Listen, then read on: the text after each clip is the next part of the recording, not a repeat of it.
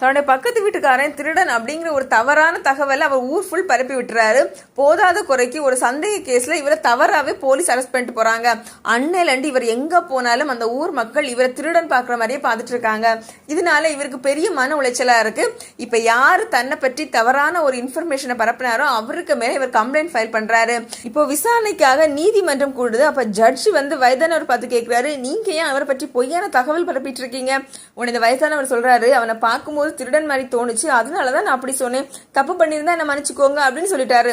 இப்ப ஜட்ஜி என்ன பண்றாருன்னா கையில ஒரு பேப்பரை கொடுத்துட்டு 4 ரோடு இருக்குல்ல, அந்த ரோட்ல போய் நின்று இந்த பேப்பரை சின்ன சின்னதா கிழிச்சு காத்துல பரப்பி விட்டுட்டு வாங்க அப்படிங்கிறாரு. உடனே இவர் என்ன செய்யறாருன்னா அதே மாதிரி அந்த ரோட்ல போய் நின்று பேப்பரை கிழிச்சு காத்துல பரப்பி விட்டு வந்து சேர்றாரு. இப்போ ஜட்ஜி சொல்றாரு, நீங்க கொஞ்சம் பேப்பர் எல்லாம் பரப்பி விட்டீங்களே, அந்த பேப்பர் எல்லாம் ஒண்ணு விடாம எடுத்துட்டு வாங்க அப்படின்னு. அப்ப இந்த வயதானவர் கேட்கிறாரு, அது எப்படி முடியும், இந்த நேரம் காற்று அதை அடிச்சு கொண்டு போயிருக்குமே.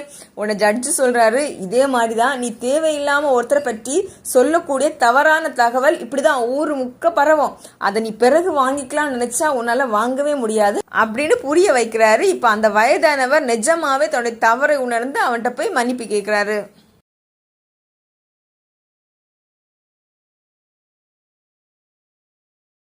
அந்த அழகான தம்பதிக்கு ஒரு குழந்தை பிறக்குது. அந்த குழந்தை பிறந்த போதே ஃபர்ஸ்ட் சொன்ன வார்த்தை பாட்டி அப்படின்னு. ஒரு வாரத்துல அவங்க பாட்டி செத்து போயிடுறாங்க. அது ஏதோ ஒரு கோ இன்சிடென்ட் அப்படின்னு விட்டுட்டாங்க. இப்ப 2வது அந்த குழந்தை பூனை அப்படிங்கிற வார்த்தையை சொல்லுது. ஒரு வாரம் ஆனோன்னா பூனை செத்து போயிருது. இப்போ அந்த பேரண்ட்ஸுக்கு ஒரே சந்தேகம், இந்த குழந்தை சொல்லக்கூடிய வார்த்தை ஒரு ஆளை இறக்குறாங்களே. இப்ப 3வது அந்த குழந்தை தாத்தா அப்படின்னு சொல்லுது. ஒரு வாரத்துலயே அவங்க தாத்தாவும் செத்து போயிடுறாங்க. இப்ப பேரண்ட்ஸ் ரொம்ப பயந்துட்டாங்க, இந்த குழந்தை என்ன வார்த்தை சொன்னாலும் அவங்க செத்து போயிடுறாங்களே. இப்ப அந்த குழந்தை 4வதா அப்பா அப்படிங்கிற வார்த்தையை சொல்லுது. இது கேட்டோன்னு அந்த அப்பா உடஞ்சு போயிட்டாரு. தான் இனி ஒரே ஒரு வாரம் தான் உயிரோட இருக்க போறேன் அப்படின்னு நினைச்சிட்டு தன்னுடைய சொத்து எல்லாத்தையுமே மனைவி பேர்ல எழுதி வைக்கிறாரு. தன்னுடைய வேலையை ராஜினாமா பண்ணிட்டு அந்த ஒரு வாரமும் குடும்பத்துக்கூடயே ஸ்பெண்ட் பண்றாரு. தன்னுடைய சொந்தக்காரங்க எல்லாருக்குமே போன் பண்ணி பேசுறாரு. லாஸ்டா ஒரு வாரம் ஆகுது, இவர் செத்து போகவே இல்லை. அப்ப இவருக்கு ஒரே சந்தேகம், என்னடா நான் சாகவே இல்லை. இப்பதான் நியூஸ் வருது, பக்கத்து வீட்டுக்கார செத்து போயிட்டான் அப்படின்னு.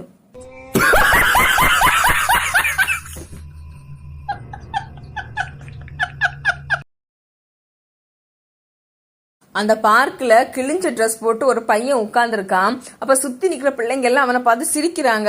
அவன் வேகமா ஓடி போய் இன்னொரு சீட்ல போய் உட்கார்றான்.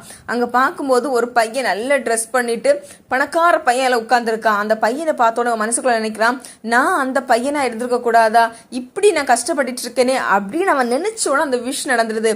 இவனுடைய ஆன்மா இப்ப அந்த பையனோட உடம்புல போயிட்டு, அந்த பையனுடைய ஆன்மா இப்ப இவனுடைய உடல்ல வந்துட்டு.